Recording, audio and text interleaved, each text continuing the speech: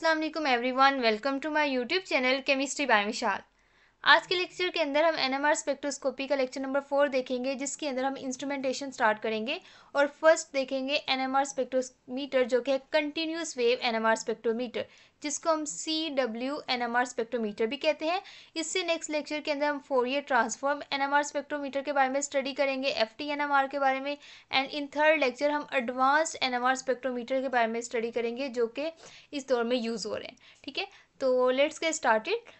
अब NMR spectrometer जो हमारे पास है, कंटिन्यूस वेव एनएमआर स्पेक्ट्रोमीटर, इसको स्टडी करने से पहले आपको दो टर्म्स का पता होना चाहिए। एक है हमारे पास फ्रीक्वेंसी स्वीप मेथड और दूसरा है फील्ड स्वीप मेथड। एक्चुअली इसका मतलब क्या है, जैसे मैंने आपको बताया था कि हमारे पास एनएमआर के प्रिंसिपल के अंदर के हमारे पास दो मैग्नेट है। लेट अस कंसीडर ये उसका नॉर्थ पोल है और ये साउथ पोल है, और इसके दरमियान आपने अपने न्यूक्लियाई रख लिया। ठीक है, अब मैं क्या कर रही हूँ, मैंने क्या किया, यहाँ पे एक लेट्स सपोज वैसे ही मैंने एक कंपाउंड बना लिया जिसके साथ जो है वो डिफरेंट क्या अटैच है, हाइड्रोजन अटैच है। अभी हम इसको बना लेते हैं, लाइक उसके एक यहाँ पे हाइड्रोजन अटैच है, एक उसके यहाँ पे हाइड्रोजन अटैच है, यहाँ पे हाइड्रोजन अटैच है, इसी तरह उसके यहाँ पे एक हाइड्रोजन अटैच है और एक यहाँ पे है। ठीक है, लेट्स सपोज ऐसा कोई मॉलिक्यूल है। अब होता क्या है कि जैसे ही हमारे पास हम मैग्नेटिक फील्ड अप्लाई करते हैं, तो सारे के सारे जो आपके प्रोटॉन हैं वो in the direction of magnetic field क्या हो जाते हैं, अलाइन हो जाता है। यानी सबकी डायरेक्शन क्या हो जाती है, वही हो जाती है जो कि एक्सटर्नल मैग्नेटिक फील्ड की है। यानी यहाँ पे उसका नॉर्थ पोल जनरेट होगा हर प्रोटॉन का, और इस तरफ उसका होगा साउथ पोल जनरेट। यानी हमारे पास इसकी जो डायरेक्शन है मैग्नेटिक फील्ड की, वो एक्सटर्नल मैग्नेटिक फील्ड के अलाइन हो जाती है। अब होता क्या है कि हम एक्सटर्नली जो है वो एक रेडिएशन, हमारा रेडियो फ्रीक्वेंसी जो है वो गिराते हैं इसके ऊपर, इंस्ट्रूमेंट के ये हमारे पास जो है मैग्नेटिक फील्ड के अंदर पड़े हुए मॉलिक्यूल के ऊपर। एज ए रिजल्ट क्या होता है कि इसके पास इतनी एनर्जी आ जाती है कि ये अगेंस्ट द फील्ड चला जाता है। यानी सबसे पहले हमने मैग्नेटाइज किया अपने जो प्रोटॉन्स थे, उनको अलाइन किया विद एक्सटर्नल मैग्नेटिक फील्ड, फिर हमने रेडियो फ्रीक्वेंसी दी, और रेडियो फ्रीक्वेंसी के देने पे क्या हुआ कि उन्होंने क्या किया, वो पहले अलाइन था और वो चले गए against the external magnetic field. As a result हमारे पास एक सिग्नल आता है जिसको आप रिकॉर्डर पे जो है वो रिकॉर्ड कर लेते हो। अब इस सारे प्रोसेस के अंदर मैंने आपको बताया था, अगर आप पिछला लेक्चर देखें जिसके अंदर मैंने डिटेल के साथ प्रिंसिपल के बारे में बताया था, उसमें मैंने आपको बताया था कि जैसे मैग्नेटिक फील्ड आप देते हो एक्सटर्नल वाला, तो ये जो प्रोटॉन है वे एक खास फ्रीक्वेंसी के साथ प्रीसेस कर रहे होते हैं, जिसको प्रीसेशनल फ्रीक्वेंसी कहा जाता है। और जब ये फ्रीक्वेंसी एक्सटर्नल फ्रीक्वेंसी से मैच होती है, देन वो दोनों मैचअप होते हैं, रेजोनेंस का फिनोमिना होता है और हमारे पास रिकॉर्डर के पास एक सिग्नल जाता है। ठीक है, अब होता क्या है कि तमाम, मैंने आपको बताया था, प्रोटॉन्स का डिफरेंट इन्वायरमेंट होता है, और उस इन्वायरमेंट डिफरेंट होने की वजह से सबकी जो फ्रीक्वेंसी है वो भी क्या होती है, डिफरेंट होती है। ठीक है, यानी हमारे पास जो सबकी प्रिसीजनल फ्रीक्वेंसी है वो भी क्या होती है, डिफरेंट होती है। यानी वो डिफरेंट फ्रीक्वेंसी के साथ प्रीसेस कर रहे होते हैं, क्योंकि उनको हर एक के इर्द गिर्द इलेक्ट्रॉन्स डिफरेंट डिफरेंट होते हैं। एज ए रिजल्ट उनमें शील्डिंग भी जो है वो हर एक में डिफरेंट डिफरेंट तरीके से, तो जिसमें ज़्यादा शील्डिंग होगी उसकी जो प्रीसीजनल फ्रीक्वेंसी है वो लो होगी, यानी वो लो फ्रीक्वेंसी पे प्रीसेस करेगा। एज ए रिजल्ट वो कम रेडियो फ्रीक्वेंसी ऑब्जॉर्व करके अगेंस्ट द फील्ड चला जाएगा। अब इस सारे प्रोसेस के अंदर मैंने आपको पहले भी बताया था कि फ्रीक्वेंसी जो है वो हम आहिस्ता आहिस्ता इंक्रीज़ कर रहे होते हैं। एज ए रिजल्ट जैसे ही वो मैच होती है प्री सिग्नल फ्रीक्वेंसी से, वहाँ सिग्नल पहुँच जाता है। ठीक है, अब इस प्रोसेस के अंदर जिसमें हमने मैग्नेटिक फील्ड की स्ट्रेंथ को क्या रखा हुआ, कांस्टेंट रखा हो, लेकिन इस फ्रीक्वेंसी को आहिस्ता आहिस्ता बढ़ाते जाए। यानी लेट्स सपोज हमारे पास क्या है, यहाँ पे लेट्स सपोज ये है कार्बोनिल ग्रुप लगा हुआ, 3 ये प्रोटॉन है और 3 ये। अब हुआ क्या, या आप यहाँ पे जो है वो कोई और ग्रुप लगा दो, लेट्स सपोज यहाँ पे एक और CH3 लगा दो। ठीक है, और ये 2 हाइड्रोजन जो है ये है, 3 ये और 3 ये। अब हुआ कुछ यूँ कि इस 2 हाइड्रोजन का इन्वायरमेंट और इस 3 का जो इन्वायरमेंट है वो दोनों का डिफरेंट है। ये जो 2 हाइड्रोजन है वो एक कार्बोनिल के साथ अटैच है। ठीक है, मतलब कार्बोनिल उसके नेबर में है, उसके जो इस कार्बन के साथ अटैच है उसके नेबर में क्या है, कार्बोनिल ग्रुप है। अब एज ए रिजल्ट क्या हुआ कि यहाँ पे जो है इस कार्बन वाले पॉइंट पे जो इलेक्ट्रॉन डेंसिटी है वो लो होगी as compared to this one, और एज ए रिजल्ट क्या होगा कि ये CH3 जो है वो ज़्यादा शील्डेड होगा क्योंकि इसके पास इलेक्ट्रॉन ज़्यादा है, लेकिन ये जो CH2 है इसके जो हाइड्रोजन है वो लेस शील्डेड होंगे बिकॉज वो इलेक्ट्रॉन विदड्रॉइंग ग्रुप के पास अटैच है, तो इलेक्ट्रॉन्स वहाँ से दूर दूर है, और जब इलेक्ट्रॉन दूर होंगे तो वहाँ शील्डिंग जो है वो कम होगी, यानी डी शील्डिंग ज़्यादा होगी, तो वो हाई फ्रीक्वेंसी पे क्या करेंगे, अब्जॉर्ब करेंगे। अब आपने क्या किया, पहले थोड़ी थोड़ी फ्रीक्वेंसी आप इंक्रीज करते रहे करते रहे करते रहे। फर्स्ट ऑफ ऑल कौन आपका सिग्नल देगा, ये CH3 के प्रोटॉन जो क्या करेंगे, प्रीसियन जो है वो उनकी जो फ्रीक्वेंसी है क्योंकि वो लो है तो वो लो फ्रीक्वेंसी मैच कर जाएगी, वो अगेंस्ट द फील्ड चले जाएंगे। थोड़ी देर बाद आप फर्दर इंक्रीज करते जा रहे हो करते जा रहे हो करते जा रहे हो, एज ए रिजल्ट क्या होगा, ये दोनों इलेक्ट्रॉन ये जो प्रोटॉन्स हैं इनकी प्रीसिजनल फ्रीक्वेंसी थोड़ी सी हाई थी, तो वो जब आपने ये बाहर वाली फ्रीक्वेंसी हाई की तो वो भी मैच करेगी और अगेंस्ट द फील्ड चलेगी, यानी एज एट एंड क्या हमारे पास होगा, आहिस्ता आहिस्ता जब फ्रीक्वेंसी आपने क्या की, इंक्रीज की, तो हमारे पास क्या हुई, सारे के सारे प्रोटॉन जो है वो अगेंस्ट द फील्ड चले गए, लेकिन आहिस्ता आहिस्ता गए। पहले कौन से गए, शील्डेड, और देन गए डी शील्डेड। और यही प्रोसेस जिसके अंदर हमारे पास इस तरह आप स्पेक्ट्रम रिकॉर्ड कर रहे होते हो कि आपका जो है मैग्नेटिक फील्ड जो है वो कांस्टेंट हो, लेकिन आपका जो रेडियो फ्रीक्वेंसी है उसको आप क्या करो, स्वेप्ट कर रहे हो, यानी उसको स्वीप कर रहे हो, यानी उसको आहिस्ता आहिस्ता इंक्रीज कर रहे हो, ये पता लगाने के लिए कि किस फ्रीक्वेंसी पे एनर्जी अब्जॉर्ब होगी, वहाँ पे आपका सिग्नल पहुंचेगा और एज ए रिजल्ट एक स्पेक्ट्रम बन जाएगा जिसको फ्रीक्वेंसी स्वीप मेथड के थ्रू स्पेक्ट्रम की फॉर्मेशन कहते हैं। अब दूसरा मेथड हमारे पास होता है field sweep method. Field sweep method के अंदर क्या होता है, यहाँ पे फ्रीक्वेंसी में मैग्नेटिक फील्ड कांस्टेंट था, फील्ड स्वीप के अंदर आपका जो रेडियो फ्रीक्वेंसी है वो कांस्टेंट होगी, जबकि मैग्नेटिक फील्ड जो है वो स्वीप करेगा। व्हाट डज इट मीन कि आपने ये नॉर्थ पोल है आपका, ये है आपका साउथ पोल, ठीक है, यहाँ आपने अपना कंपाउंड रख दिया, कोई भी कंपाउंड रख दिया जिसके पास एक ये हाइड्रोजन है, एक ये हाइड्रोजन है, यहाँ इसके O लगा हुआ है, ये आपका एक हाइड्रोजन है, और ठीक है इसी तरह हमारे पास यहाँ एक CH3 लगा हुआ, लेट्स सपोज ऐसा कोई कंपाउंड है, ठीक है। और हुआ क्या, जैसे आपने north to south magnetic field जो है इस पर अप्लाई कर दिया एक्सटर्नल, ठीक है। अब एक्सटर्नल मैग्नेटिक फील्ड आपने कौन सा करना है, वेरिड, यानी हमारे पास वो कांस्टेंट नहीं होगा, वो चेंज होता जाएगा, लेकिन आपकी फ्रीक्वेंसी जो है वो एक दफ़ा ही आपने सेट कर ली, लेट्स सपोज 60 मेगाहर्ट्ज फ्रीक्वेंसी आप दे रहे हो, ठीक है।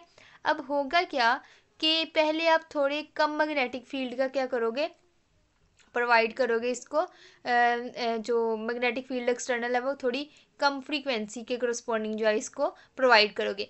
एज ए रिजल्ट क्या होगा कि आपके जो प्रोटॉन है, जो जिस चीज़ की अब ये मैग्नेटिक फील्ड जब कम होगा तो एज ए रिजल्ट क्या होगा कि प्रिसिजन होगी, ठीक है, हर एक प्रोटॉन के अंदर। अब जिसकी प्रोटॉन की प्रिसिजन इस थोड़े मैग्नेटिक फील्ड के ऊपर ही 60 मेगाहर्ट्ज तक पहुंच जाए, वो इसके साथ जो है वो इस 60 मेगाहर्ट्ज फ्रीक्वेंसी के साथ मैच होगी और देन रेजोनेंस का फिनोमिना शो करेगी। अदरवाइज आप आहिस्ता आहिस्ता जब मैग्नेटिक फील्ड इंक्रीज करते जाओगे, डिपेंडिंग अपॉन प्रोटॉन नेचर, हर एक की जो प्रीसिजनल फ्रीक्वेंसी है जब 60 मेगाहर्ट्ज तक पहुंचेगी, एज ए रिजल्ट क्या होगा, वो क्या शो करना शुरू कर देगा, रेजोनेंस का फिनोमिना शो करेगा।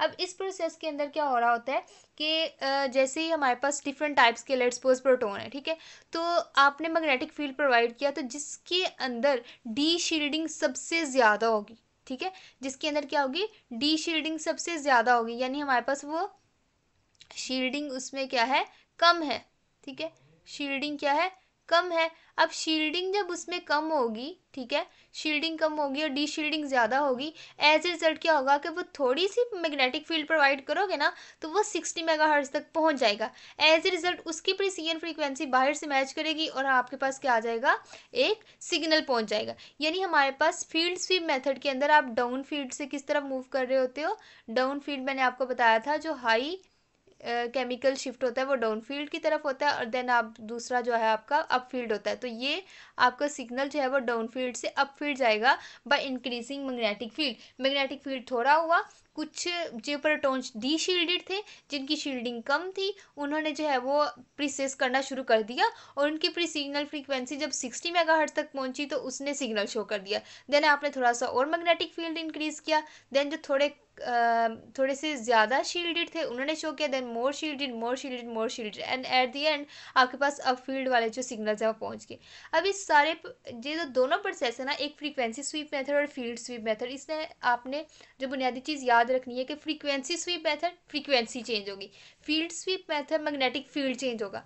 जो हमारे पास कंटिन्यूस वेव स्पेक्ट्रोमीटर है ना, इसके अंदर दोनों चीज़ें यूज़ हो सकते हैं, यानी आपका फ्रीक्वेंसी स्वीप मेथड भी यूज़ हो सकता है और आपका फील्ड स्वीप मेथड भी यूज़ हो सकता है।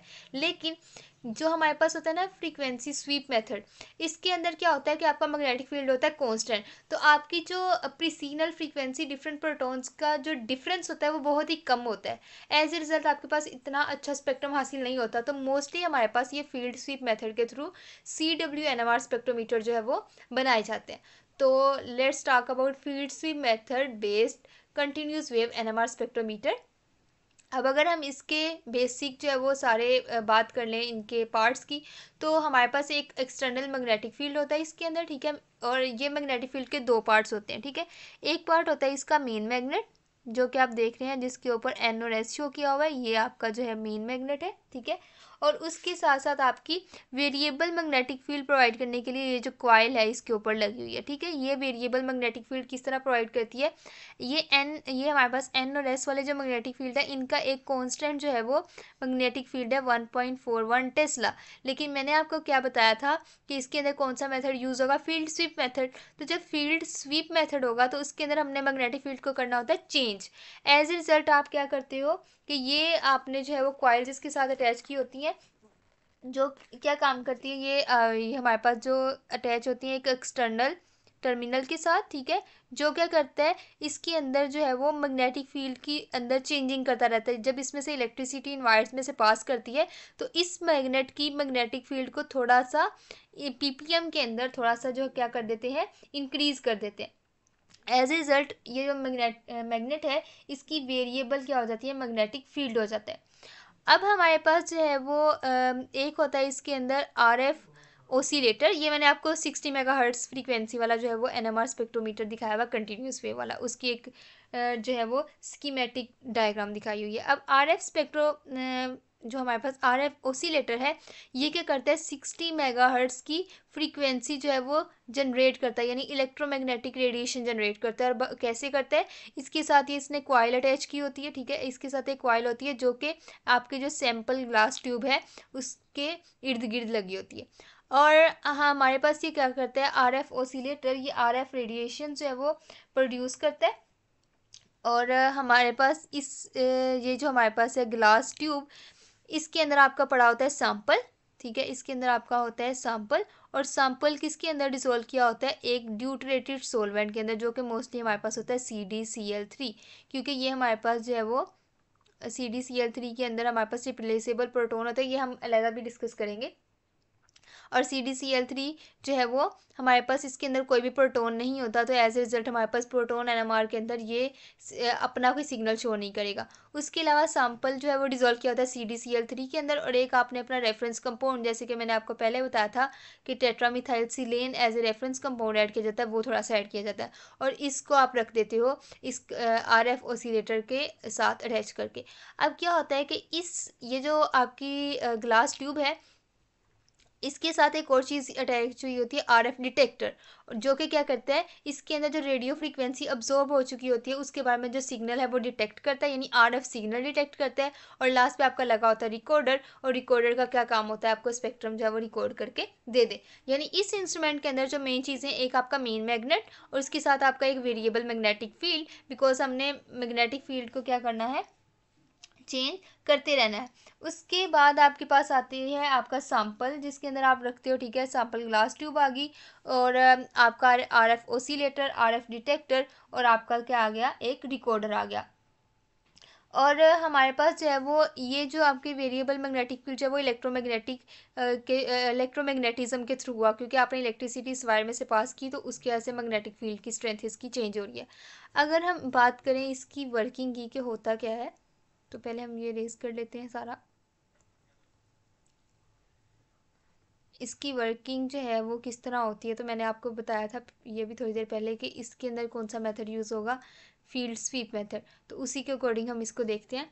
अब आपने क्या किया, यहाँ पे आप अपने सैंपल जो है वो डाल दिए ग्लास ट्यूब के अंदर, और ये जो आपका ग्लास ट्यूब है ये रोटेट करती है, ठीक है। और ये इस तरह रोटेट करती है कि इसके हर मतलब सैंपल का हर जो पार्ट है वहाँ तक यूनिफॉर्म मैग्नेटिक फील्ड जो एक्सटर्नल से आ रहा है वो पहुँच सके, ठीक है। और उसके साथ साथ आपकी जो रेडियो फ्रीक्वेंसी है वो भी यूनिफॉर्मली इस तक पहुँच सके। तो ये मकसद होता है इसको रोटेट करवाने का।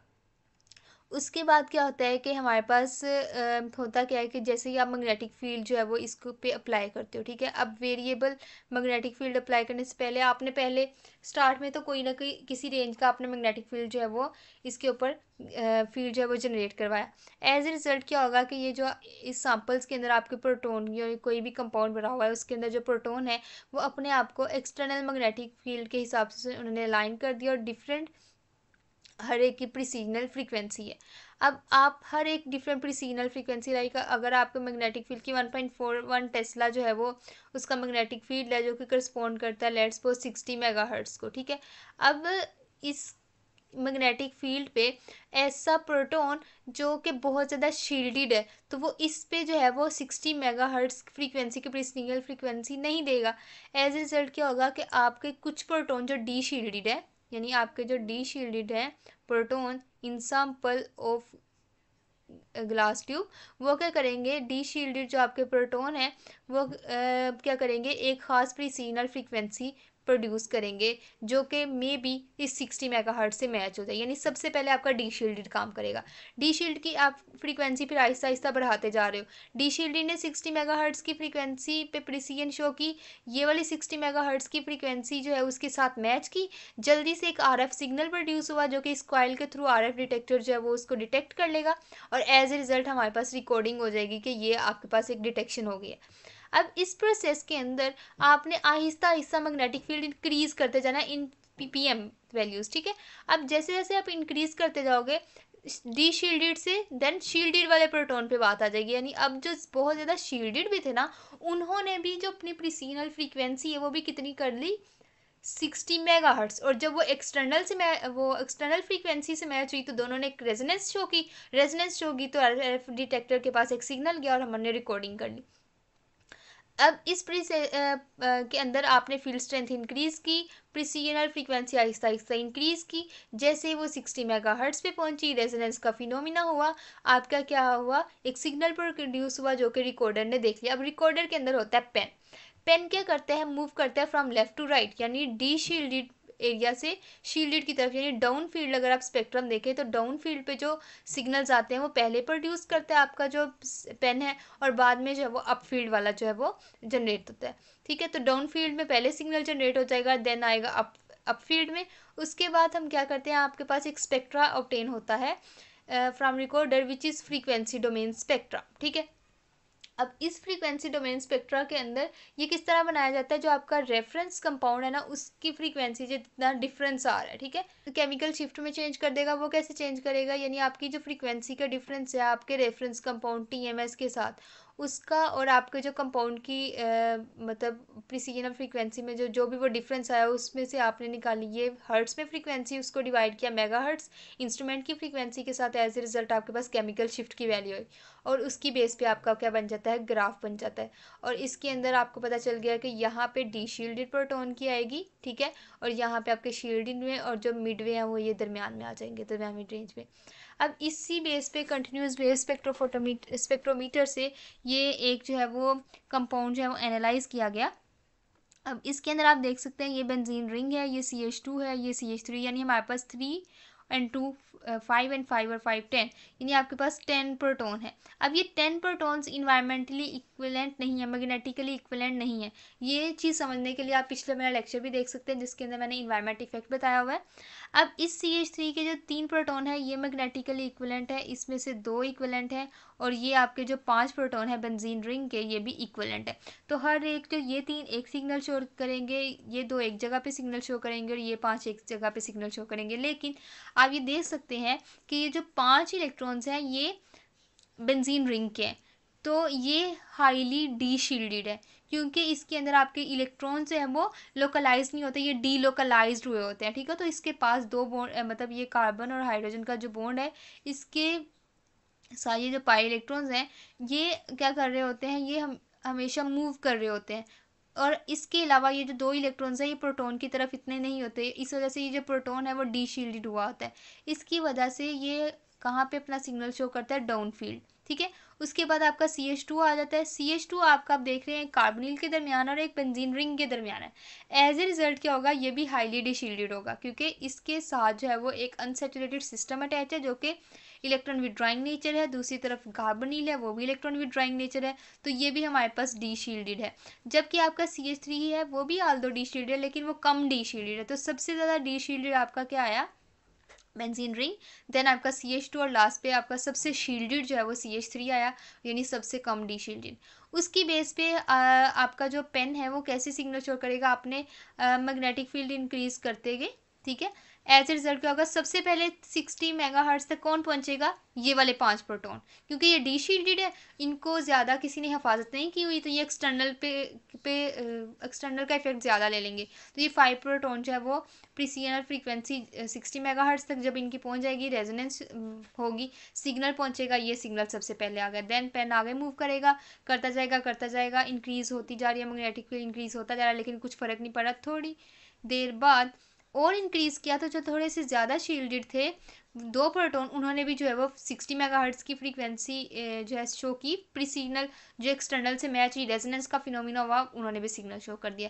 देन आप इंक्रीज और करते जा रहे एट अ टाइम एक ऐसा वक्त आएगा कि तीनों प्रोटॉन जो कि सबसे ज़्यादा शील्डेड थे और सबसे कम डी शील्डेड थे, उन्होंने भी जो है वो सिग्नल शो कर दिया। एज ए रिजल्ट आपका जो पूरा स्पेक्ट्रम है वो हासिल हो गया, और ये आपका TMS का ट्राइटेट्रामिथाइलसिलीन का रेफरेंस जो है वो सिग्नल प्रोड्यूस हो गया। अब हमारे पास इस पूरे वे के अंदर आपने एक ग्राफ जो हासिल कर लिया, लेकिन कंटिन्यूस वेव स्पेक्ट्रोमीटर के अंदर एक और चीज़ जो है वो बहुत ही कॉमन देखी जाती है, जो कि है रिंगिंग। रिंगिंग एक्चुअली क्या होता है, आपका डिक्रीजिंग सीरीज ऑफ ऑसिलेशंस होती है, यानी आपका ये आपका एक मेन सिग्नल है, इसे और कलर से बना देती हूँ, ये आपका मेन सिग्नल है, जैसे कि आपको यहाँ पे ये शो हो रहा है ना, ये सिग्नल, ये ठीक है। इसके साथ साथ भला क्या हो रहा होता है, एक डिक्रीजिंग ऑसिलेशन पैटर्न होता है, जी वाला, ये हमारे पास कहलाता है रिंगिंग। अब ये जो रिंगिंग वाला फिनोमेना है ये मोस्टली होता है कंटिन्यूस वेव स्पेक्ट्रोमीटर के अंदर। इसकी वजह ये होती है कि जो स्कैन रेट है ना, यानी आपका जो स्पेक्ट्रम जो है वो स्कैन होना है, ठीक है, स्कैन रेट जो होता है वो हाई होता है, और आपके जो कोई भी आपका प्रोटॉन, उसने क्या किया है, वो मतलब उसकी 2 स्टेट होती है ना, एक अल्फा स्टेट होती है और एक बीटा स्टेट होती है, जो पिछले लेक्चर्स आप देख सकते हैं मेरे, मैंने इसको डिटेल के साथ बताया हुआ है। यानी बीटा स्टेट क्या है, against the magnetic field, alpha state है अलोंग द मैग्नेटिक फील्ड। तो अगेंस्ट द मैग्नेटिक फील्ड जाने के बाद वो जो दोबारा रिलैक्स होकर अल्फा पे आता है ना, उसमें जो आने का रेट है वो इसका क्या होता है, स्लो होता है, ठीक है। तो इस वजह से यानी इसका जो रिलैक्सेशन रेट है, यानी बीटा से अल्फा की तरफ आने वाला जो रेट है वो इसका स्लो होता है, रिलैक्सेशन रेट जो है वो स्लो होता है, स्कैन रेट जो है वो हायर होता है। एज ए रिजल्ट जो है वो पेन को मतलब पेन उसी पॉइंट पे ऐसे चलता रहता है, और एज ए रिजल्ट हमारे पास ये ओसिलेशन शो होती है, जिसे हम रिंगिंग कहते हैं, ठीक है। और ये एक रैपिडली डिकेइंग सिग्नल होता है, और जो रिंगिंग होती है वो CW इंस्ट्रूमेंट के अंदर होती ही होती है, ठीक है। तो ये एक्चुअली हमारे पास रिंगिंग जो है वो आप कह सकते हैं कि इतना स्मूथली फिर हमारे पास ग्राफ नहीं आता, बिल्कुल वो प्यारा सा जैसे आप देख रहे होते हो बुक्स पे, क्योंकि इसके साथ एक रिंगिंग का फिनोमिना भी हो रहा होता है, क्योंकि इसका जो स्कैन रेट है वो बहुत ही ज़्यादा होता है as compared to relaxation rate. और उसके बाद हमारे पास आते हैं डिसएडवांटेजेस इस कंटिन्यूस वेव NMR स्पेक्ट्रोमीटर के। तो इसके लिए बहुत ज़्यादा टाइम रिक्वायर होता है, आप आहिस्ता आहिस्ता अपना मैग्नेटिक फील्ड इंक्रीज़ कर रहे होते हो और देन आप उसको स्टडी कर रहे होते हो, तो बहुत ज़्यादा टाइम रिक्वायर होता है। लेस सेंसिटिविटी होती है, मतलब कुछ प्रोटोन जो है वो मतलब आप डिटेक्ट नहीं कर सकते इसके थ्रू, कि लाइक वो होता है ना जैसे स्पिन कपलिंग आप आगे देखोगे सारे प्रोसेसेस, उसके बारे में बिल्कुल सही तरीके से नहीं ये बता सकता, ठीक है।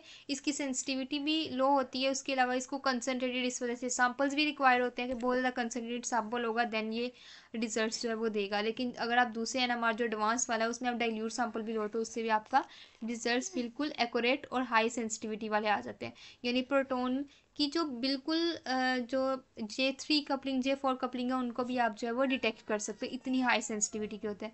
उसके अलावा CW NMR मोस्टली सिर्फ HNMR के लिए यूज़ होता है, कार्बन NMR के लिए यूज़ नहीं किया जाता, ये लिमिटेड होते हैं H1 NMR के लिए।